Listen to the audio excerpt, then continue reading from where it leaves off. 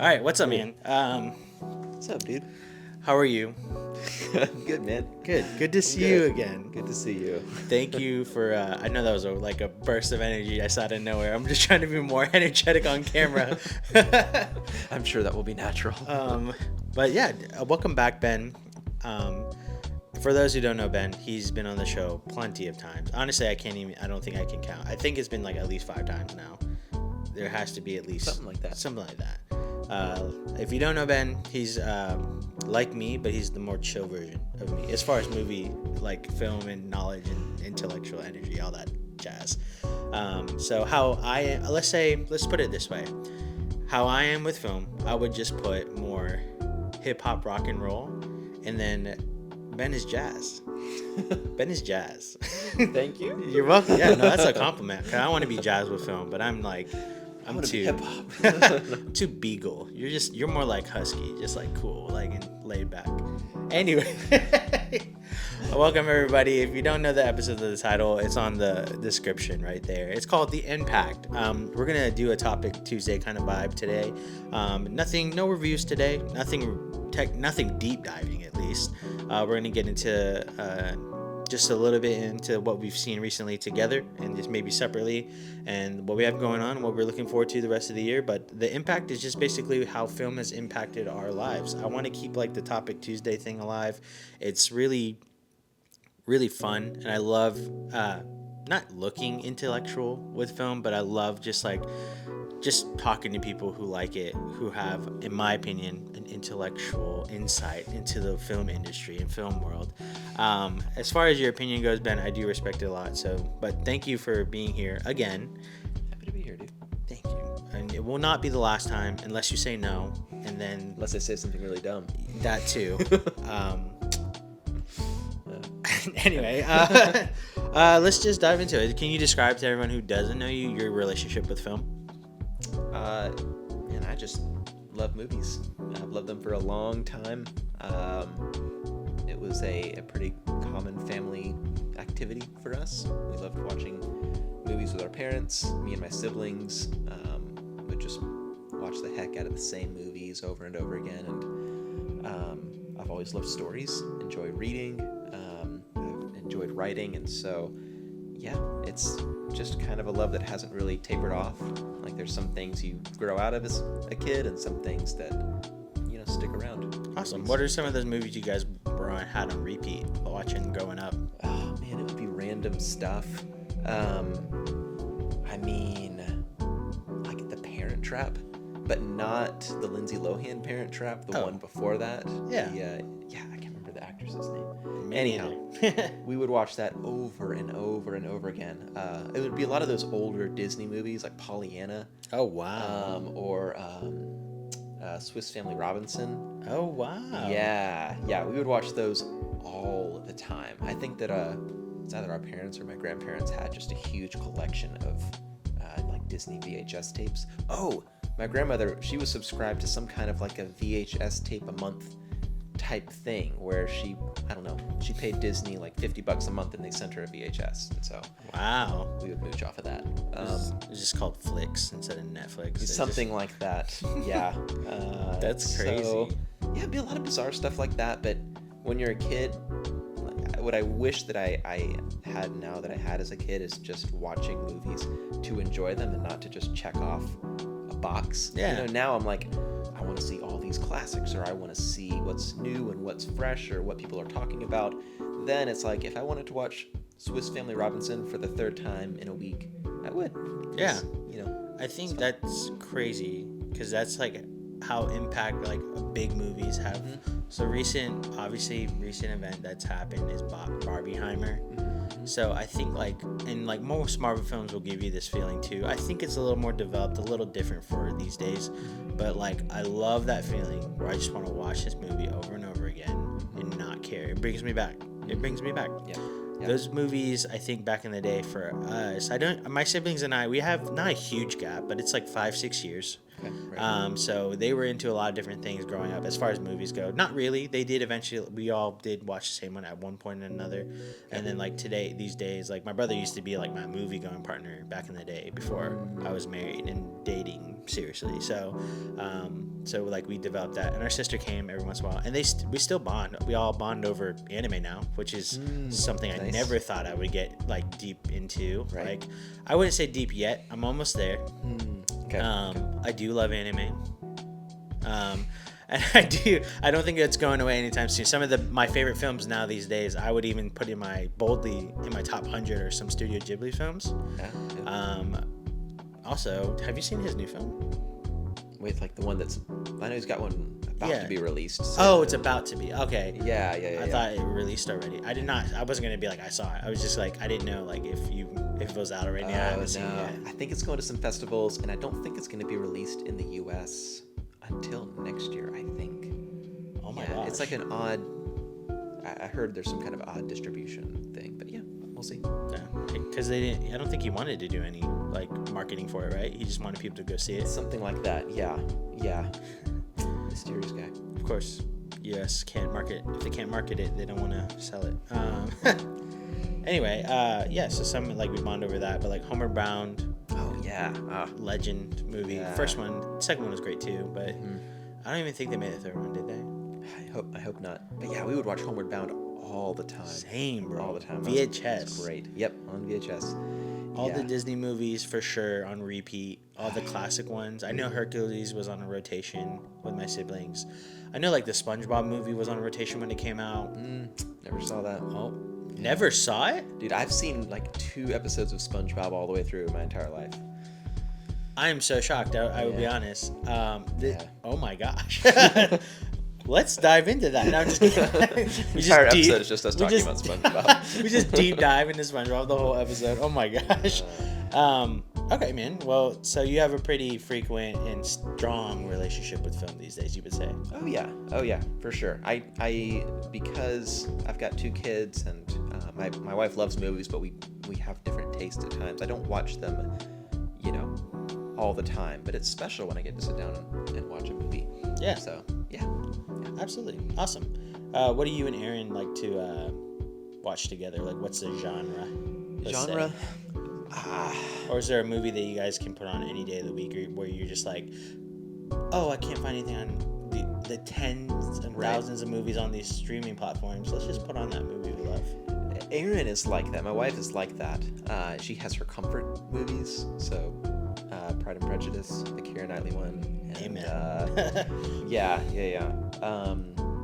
Kiki's Delivery Service. just Yes. Like that. Oh my gosh. I'm so Yeah. sorry. That's my favorite one. Like, shockingly, that's my favorite. Really? Interesting. Because Okay. that was like one on rotation back in the day for me, and I Yeah. had no idea what I was watching because I was like, "Oh, cartoon movie, like great." Now, as an adult and a cinema lover, that is a cinematic masterpiece. It's a good movie. It's really good.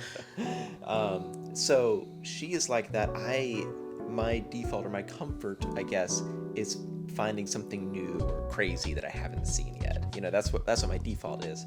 So normally, if like our happy medium is, I don't know, it's maybe finding something that we haven't seen before, but that isn't. It's not usually the thing that's at the very top of my list because it's usually something crazy that she's not going to have any interest in. Yeah. But like, I don't know if there's like a period piece that I've been wanting to see, or something light or a comedy. She likes to unwind at the end of the day, Yeah. And so the more even keel the movie is, the more she'll enjoy it. But there's plenty of thrillers and even some horror movies that we'll watch together and we'll have a good time with. So Yeah, same. Yeah. Like I wanted to show her The Thing. It's nothing. Oh yeah. On John Carpenter's The Thing. It's not on anything right now. And then but the prequel is on Netflix right now. I haven't seen it. It's okay. Like Okay. I love how they did it.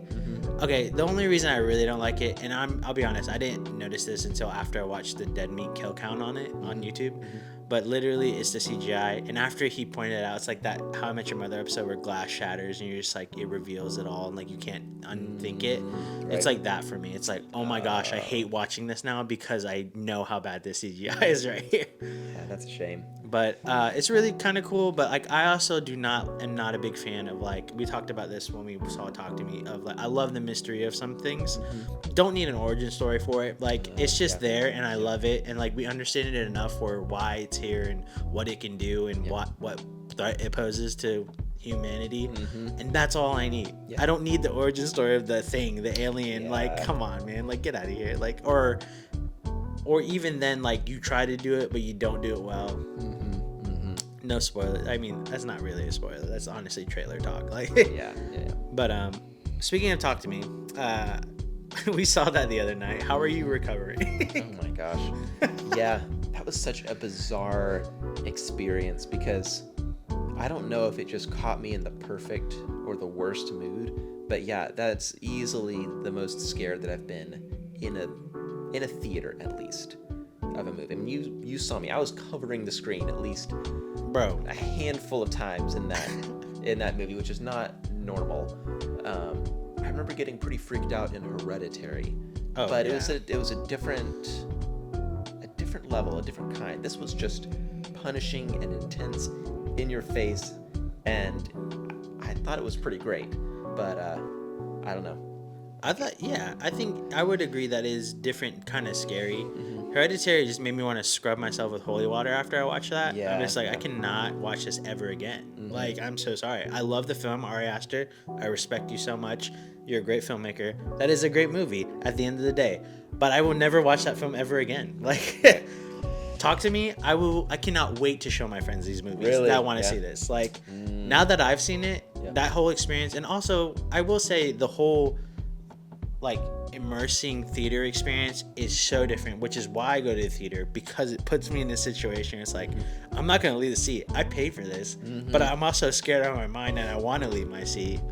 But you were squirming, I was squirming. Yeah. I think I saw some of the guys in the row that we were in squirming. Oh yeah. But it was a hard watch in I feel like a gore sense. After you pointed that out with no spoilers, with a character that had an encounter with whatever we were watching. But I liked it overall. I thought it was a great film. I thought it ended well. I was like, thank you, golly. Yeah. It ended like there was like a win, but also the devastating factor that you needed in a horror film, because horror films shouldn't end well. Like, oh, happy ending. Like, yeah. I think there's a few out there, but yeah, they're few and far between.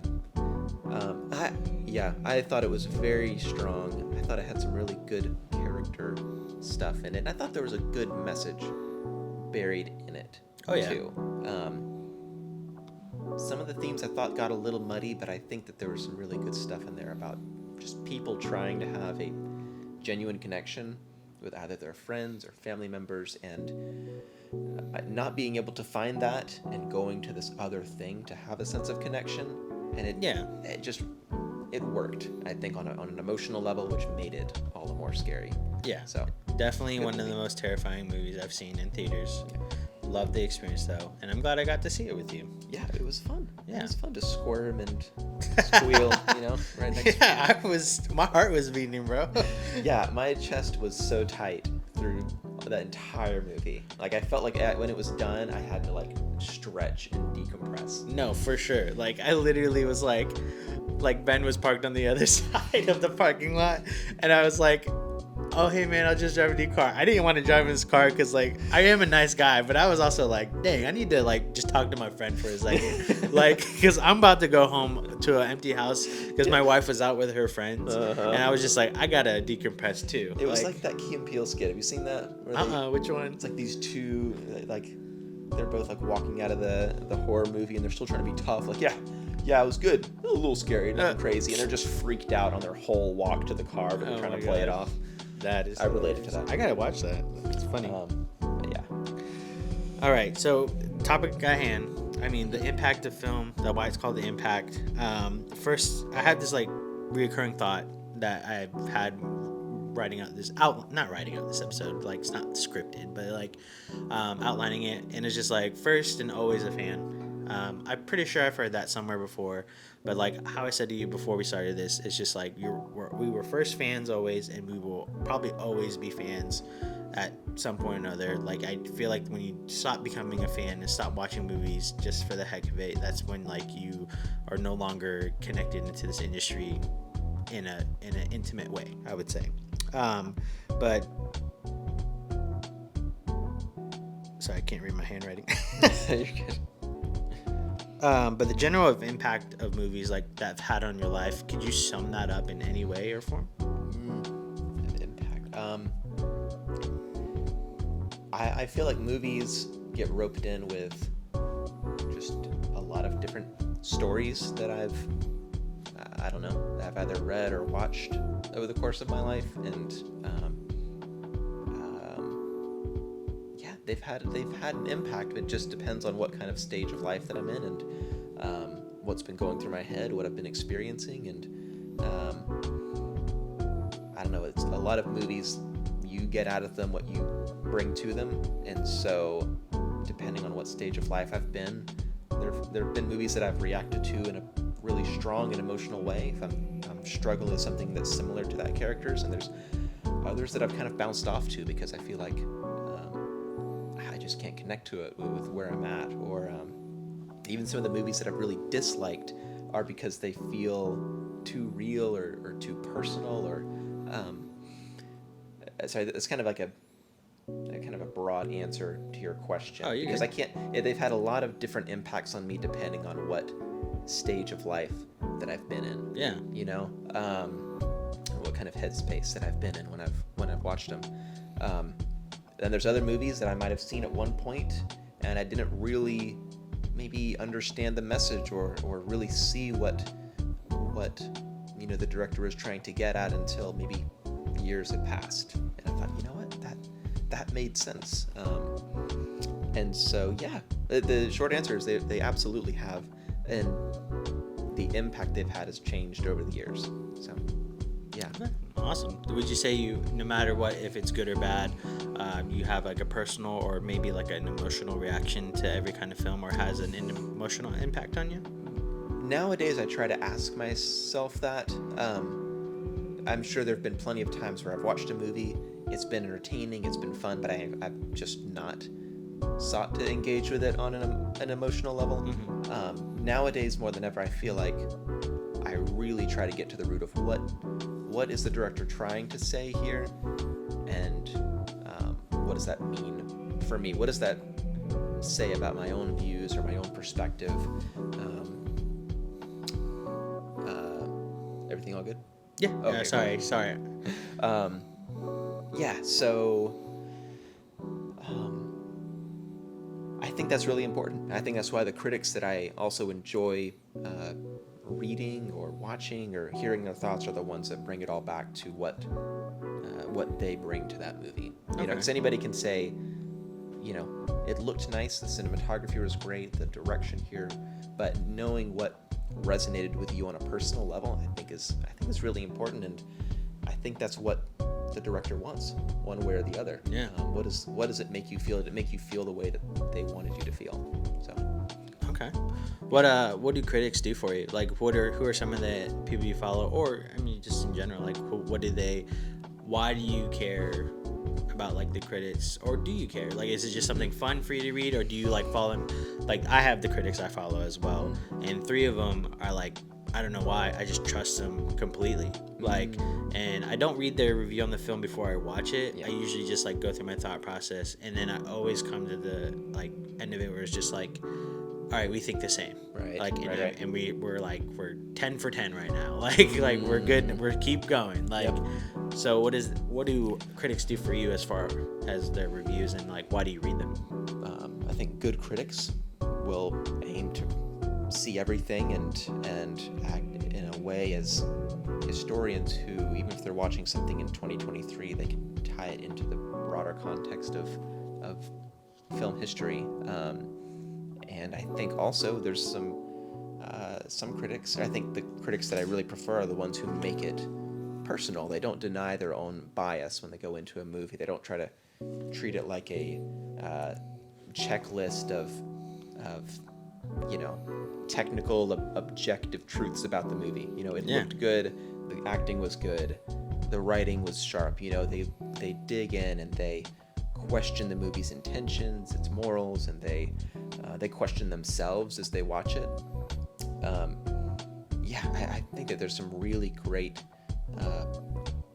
film critics out there who are just great writers, and just like you would want a novelist to put a piece of himself into the book, or you would want a songwriter to really bare their soul. I think there's film critics who do the same thing, and they bring that to any movie, regardless of how insignificant we might think that it is from the outside. Yeah. So yeah. Okay. Sweet. What is your most memorable movie and TV moments from growing up, or from right now, or these days, and recently? Memorable.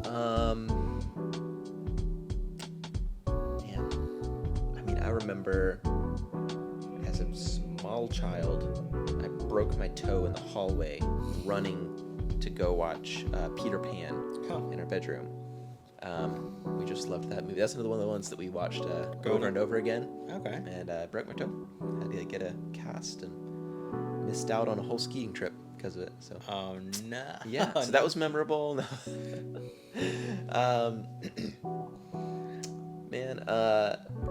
There's a lot of them out there. I remember there was kind of a point when I was in high school and I was really starting to get into movies and seeking out stuff off the beaten path. I mean, I say beaten path. I remember watching Shutter Island in high school. It's a big movie at the time, relatively big, and it just kind of blowing my mind. Say what you will about it having an obvious twist or whatever, but I watched that movie and I was like, my mind is blown. How did the director trick us so well? Yeah. And man, this is creepy. In my mind, that was the scariest movie I'd seen up to that point. I watched it again the next day with my dad, and it was one of those movies. There's a little period there. I say little. There was a few years there in high school where I was just going to the library and checking out all these movies that I'd never seen before, and was only just then starting to hear about on the internet. And so, there's that one. There have been some,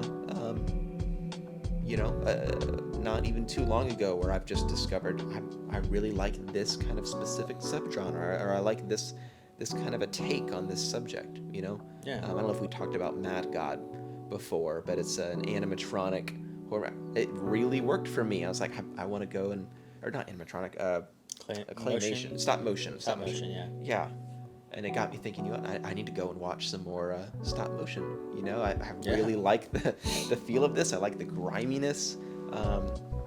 And so I know those are kind of all random, but there's been so many memorable experiences with movies, and they're not always the ones that you think are going to leave a big impact on you.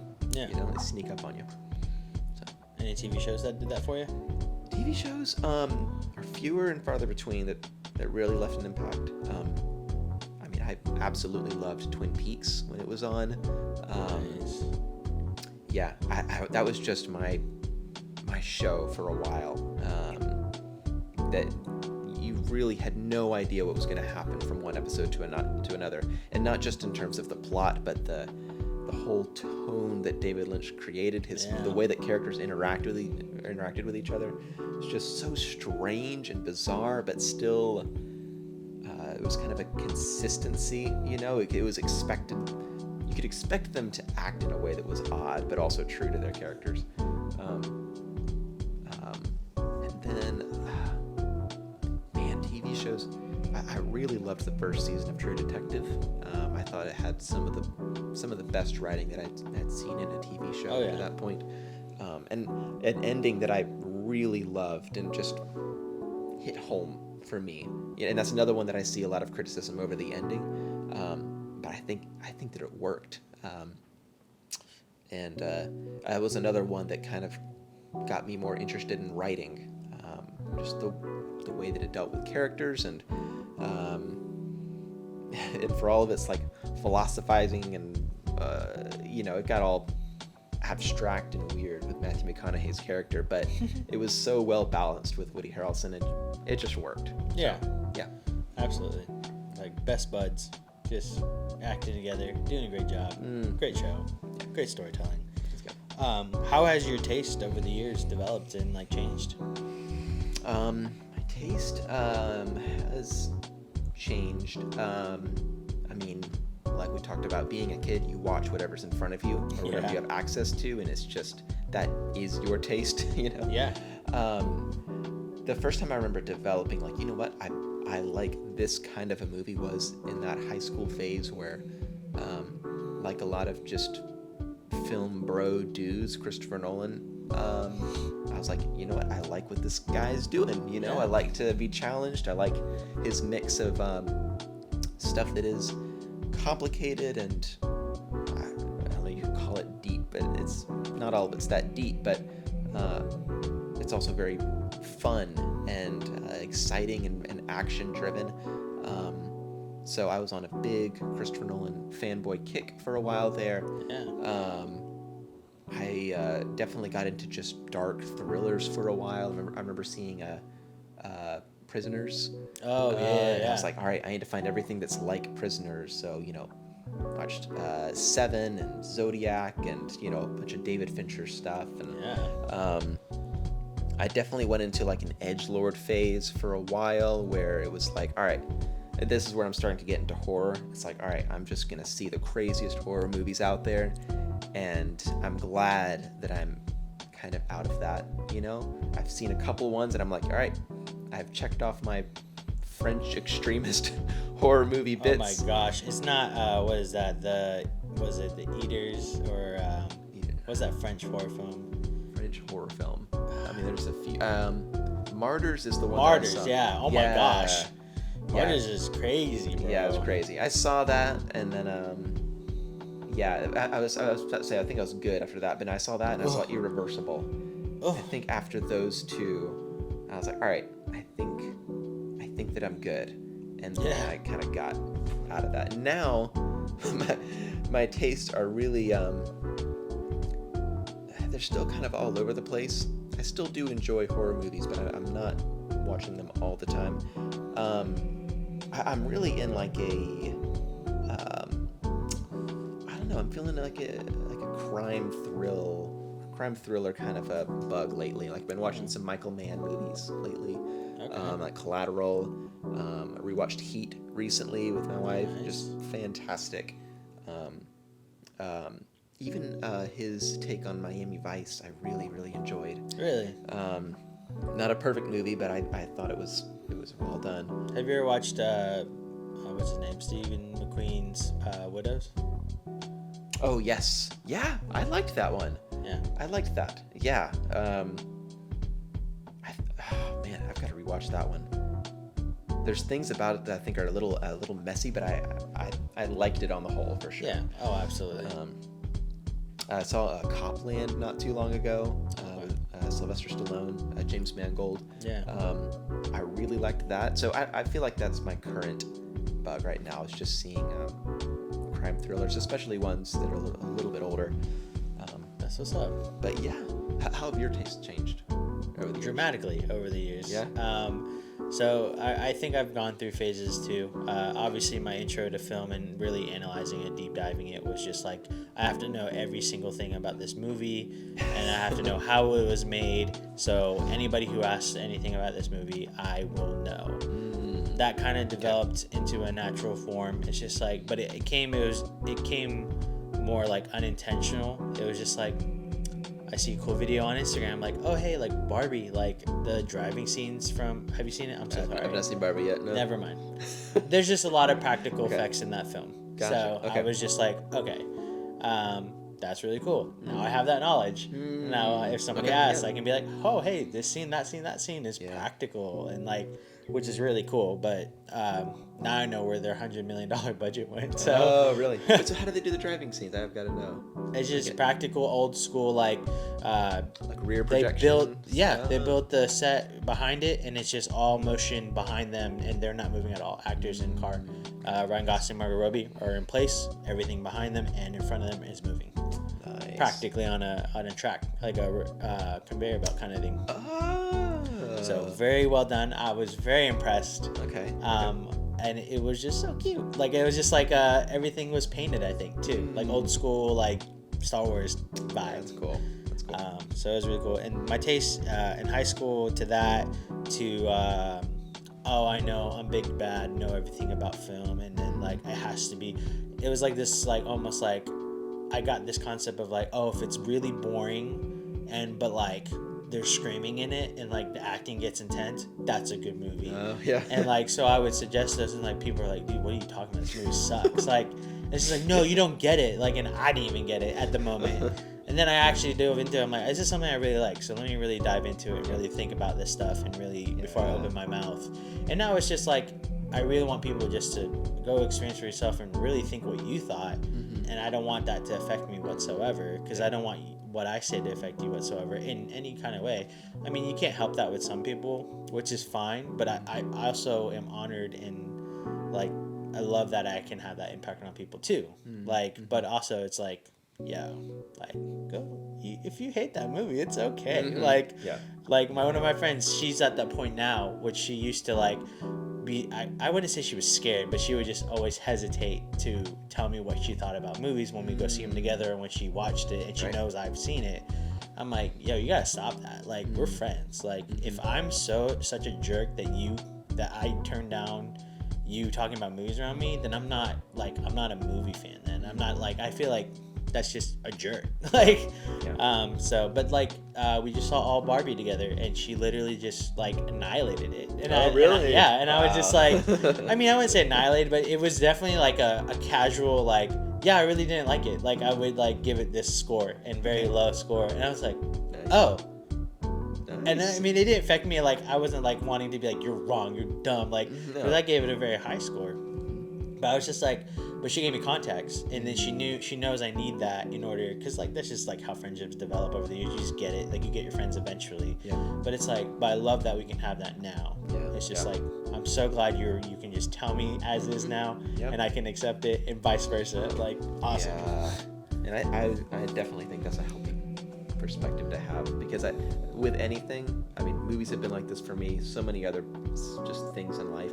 The more that I've gotten into it, and the more that I've learned about it, the more I realize just how dumb I am with a lot of things in it. And it's like, I feel like people are only, this probably isn't completely true, I feel like people are only really pretentious about stuff when they just know a little bit about it, and you just feel like you have that knowledge and it's yours, and anything outside of that is challenging it. And people, I feel like if you actually just jump into something and open up yourself to being wrong, you realize, man, there's a lot that I don't know, and it's okay. There's a lot of opinions out there. Not all of them are going to align with mine, and it would be a boring world if they did. Yeah. So. And my taste was so complicated, like how I've like analyzed film in general. I was like making it so complicated, and I'm like, I really gotta think of it. And I mean, I just wanted to think of it this way. It was just like, if I let out this piece that I've been hiding to myself, because I'm super shy about my writing, and like I'm breaking out of that tremendously now, like, and sharing ideas, and like, oh, if they take it, like, it's like, oh, that's a compliment. Like, it's so good that they're willing to steal your idea from you. I really hope that never happens, but honestly, it's just like, oh, if I put this out there, how would I want people to react? And it's like, I don't want people to please me. Like, I definitely want them to criticize and like tell me what they didn't like about it if they didn't, but I want them to do it like tastefully. Like, and that's how I want to do it. It's like, hey, that was not my favorite film, but I see where the hard work was put in. Like, I can see why people like this film. But also, I just like, I'm like really, I find more of the positive these days, because that's what I want people to look like in my work whenever like I enter into that world. So that's because I've been like people are like, oh, like one of my friends, he was just like, you're really giving some of these movies pretty high scores and they're not that good. I'm like, I guess, but then again, it's like phases and shifts and changes over the years like just give you different perspectives. Yeah.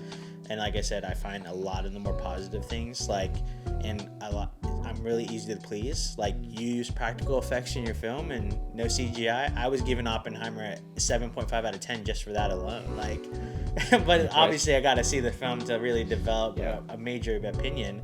But I will say, like Barbie, when I found out from Greta Gerwig and like how she wrote it with one of her writing partners from Francis Ha, like what he's written and like how they came together, how they have fun on set. They film practically a lot of the times. I'm like, yo, that's thumbs up for me. Like, Frig, I will never give anybody a 10. I'll say that right now. Like, you'll never get a 10 from me out of 10 because that's like the perfect movie of all time that nothing's going to top that for me. That can't ever happen unless movies stop being made. Like, oh, this is the last film ever made. What do you think? Okay, now I can do that. I'll give you some high scores, but I'll never give you a 10 out of 10. Gotcha. Yeah. When it comes to, it's very hard for me to rate movies sometimes. When I do, it's on Letterboxd. I will give a movie a perfect score, even if I have a few flaws with it. If I feel like, it left me with exactly the feeling that it was going for. Yeah. It did it with skill and with taste and, artfully. That to me, I feel like is the most I can ask of a movie. And so I don't have a problem slapping a 5-star, or I guess in this case a 10-star, but yeah, I totally get that perspective. Yeah. And I love that people can do that. I just never will. I'm holding on to it, man. I'm prideful. What kind of movies are you? Because we've talked about writing before. We don't have to share specifically like detailed about what we've written and all that. Because one, I don't think this is time or place yet. But like, what kind of stuff do you want to get into? Like, what genre, or do you want to be a variety guy, or like, have stories that like have a little bit of everything within it, and that's the kind of stuff you want to do? Like, yeah, that's a good question. When it comes to writing, I've been a little bit all over the place. I am currently working on a novel. I finished the first draft of it. I'm working on the second draft now. It's loosely in the horror genre, but I'm not sure if that's always what I want. I know that that's not what I'd always want to write in, but I'm enjoying it for now. What I would say in terms of screenwriting, because that's where I've put a lot of time in, at least in the past. I intentionally started doing these competitions where it would put you in just a random genre. Awesome. And you would go up against other people that were assigned that same genre with the same prompt. And so I've done little short screenplays that are romantic comedies, thrillers, horror, and that's been a really fun way to kind of stretch myself. And you'd think that it's the horror stuff that would end up doing really well, but actually the best I've ever done in any of these competitions is was a romantic comedy, and then the other one was a fantasy. It was actually a short story, but it was fantasy, which are two genres I never thought that I would ever really get into. And so I answer that to say, like, I would not see myself writing all over the place as a career. I'd probably try to focus on a genre. But I find that I can enjoy writing anything if I get behind the idea enough. And so a few of those ideas that I've written in short form, I want to take and expand on them, either as a feature-length screenplay or as a novel. A few of them I think work as a short story or as a short screenplay. I don't know if anything will ever come of them, but I'm happy that they exist now. My main focus right now is in writing novels, because right now I want to write stuff that can stand on its own and that people can experience as I intended it. That's always the thing with screenwriting that keeps not bogging me down, but makes me want to devote my time elsewhere is that I want to write and I want to share that writing. Sharing a screenplay, unless you're somebody who reads screenplays for fun, it's like handing somebody a blueprint for a building that might never get built. You know, it could be the most impressive blueprint, but I know there's some, it's a little off topic, I know there's some screenwriters who write their screenplays like a novel, you know, and Tarantino does that. But I don't know, at that point I'd rather just write it as a novel, or write it as a short story, hand it off, get some feedback, revise it, and send it off. That's kind of where I'm at right now. I'm trying to that's why I'm spending a lot of time reading now, as opposed to, I'm spending more time reading now than I normally would be watching movies, because I'm just trying to develop that craft a little more. You guys spend time in that world if you want to be a part of it, kind of deal. But I do plan on cranking out some more screenwriting once I get this novel finished, just to kind of clear the air a little bit, just crank out something that's a little bit shorter, and it's still definitely a passion for me. You writing it just to write, or are you writing to publish? To publish, that is my goal. I'm trying to take it seriously, even though finding time to write is hard. Once I get this second draft in a decent spot, I'm going to be sending it to some trusted friends, get a bunch of feedback. You know, I'm sending it to people who their feedback means a lot, even though I know it's going to sting. I really want to make it as good as it possibly can be, and then I do want to publish. You know, I used to play off that question like, I just want to do it, and that's true. But I'm not going to lie and say that I don't want it to become a career. So that's what I'm going after. But we'll see where it goes. All right. I can't wait to look at this video back in the day when Ben is like super famous from writing. Gosh, or well known for it. And you heard it here, folks, first. Anyway. You're too kind. I'm just happy to have finished a first draft, and if I die tomorrow, I'm glad that I can at least say that you did. Yeah, man. Alrighty. Last question, basically, and that I'll leave it at this: are movies getting better or worse, or are they have they always have been the same? That's a tough one. Off the top of my head, I think that movies there are just more of them now. They're easier to make in some degrees than ever. Certain movies are harder to make. But no, I don't think that movies are just in decline. I think every year great movies come about. I don't know objectively more or less as to years past. I think there's been plenty of movies that have come out in the last 5 years that would whoop plenty of movies that came out in, you know, pick any random year before 1980, you know. I don't have one of these. I don't think I have a really pessimistic view where movies have just gone down the drain. Sometimes it requires you to watch stuff that doesn't make it into theaters for very long, or sometimes it requires you to watch movies from another country, but there's fantastic movies being made every year, and so just like there's been fantastic movies for decades. So I think my answer is it's, you know, about the same. There have been some great eras in film, obviously, that stand out more than others, but I'm not just gonna sit here and say like, they don't make anything like they made back in the 70s. You know, there's stuff here that gets made that I think can stand just alongside those movies, in terms of quality and in terms of passion. And so what do you think? I think they are getting better, in the aspect of like, you can kind of recreate how they did things back in the day to this day. You can still make practical films and little to no, if not no CGI, as we saw in Oppenheimer. You've seen Oppenheimer, right? Okay, that's right. Yes. Okay, and then filmmaking is getting pushed. The limits and boundaries are getting extended. I think the bigger budgets, bigger audiences, as far as like people seeing it, they're grossing more and more. And it's more than just superhero films now. We're actually getting people, they're implementing indie style like tactics to big budget films now. there's more. I mean, always original content here and there, but I think original content is going to make a huge impact on the film world sooner rather than later. I do think some people that are in the film industry are the right people now, as far as like they're going to bring up the people that are passionate about it, and not just like trying to make a quick buck for studios so they can do whatever.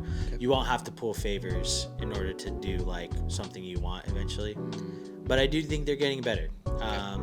Interesting. I just think I don't know. There's nothing to, I mean, you can compare a lot of things to it, technical, nitty gritty things, like, or nitpicky things. But, yeah, as far as like pushing the boundaries and extending and going further than we ever had before, I think that's what they're doing. Like, I feel like there's a handful of them that are only doing that. Yeah. But I do think that they're still doing it, and people really care about the stuff that are in there now. And I feel like why we have certain things going on in the film industry world, like the writer's strike and the actor's strike, because there's just things that don't fly anymore. And I feel like the right people are gonna get in the right places. Yeah. That makes sense. Yeah. But I wouldn't say they're getting worse. I mean, there's always a bad movie out there, but like, if that's how you're thinking of it, then that's. No, I think it's just a matter of there's more people out here now. There's more movies in existence. They're spread all over 100 different platforms, and so it gives off the illusion that